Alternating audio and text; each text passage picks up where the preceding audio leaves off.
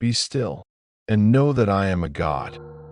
Would you like to explore how this idea intersects with other spiritual practices or biblical teachings? The phrase, be still, and know that I am God, Psalm 46 verse 10, carries profound spiritual and philosophical meaning, and while it does not explicitly mention being present in a modern mindfulness sense, there is a meaningful overlap.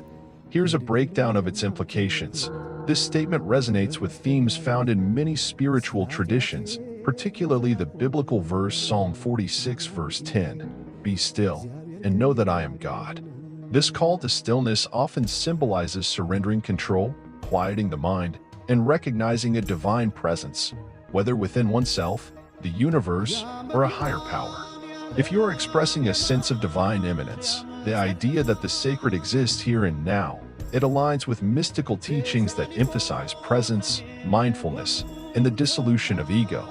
Many philosophies, from Advaita Vedanta to Christian mysticism, explore the notion that true self-realization involves transcending individual identity to recognize a deeper, universal essence. If you're reflecting on your own spiritual journey, consider questions like, is this a declaration of inner divinity, a reminder of surrender, or an affirmation of interconnectedness? How does being still help you connect to this awareness? Feel free to clarify or expand. I'd love to explore this with you. 1. Inner stillness and trust. The command to be still, Hebrew, Rapha, suggests letting go of striving, fear, or anxiety, a surrender of human control. This aligns with the idea of being present by quieting mental chatter, distractions, or worries about the past or future. To know God here implies a deep, experiential recognition of His sovereignty. This requires a heart and mind focused on the present moment, free from the noise of doubt or overthinking. 2. Connection to mindfulness. Being still, in this context, parallels mindfulness practices that emphasize grounding oneself in the now. When we release distractions and anxieties, we create space to connect with what is eternal and unchanging, God's presence.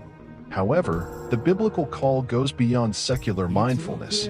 It's not just about self-awareness, but about recognizing and submitting to a higher, divine reality.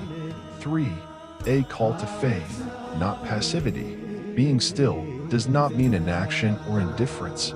It's an active trust in God's power and timing. Even amid chaos, Psalm 46 was written in a context of upheaval. Living in the present here means trusting God with the future and releasing the past, anchoring oneself in His promises. In short, yes, be still involves a form of spiritual and mental presence, letting go of distractions to focus on God's reality. However, it also transcends mere mindfulness by calling for surrender to His authority and eternal nature. It's about resting in His sovereignty now, rather than being trapped by temporal worries.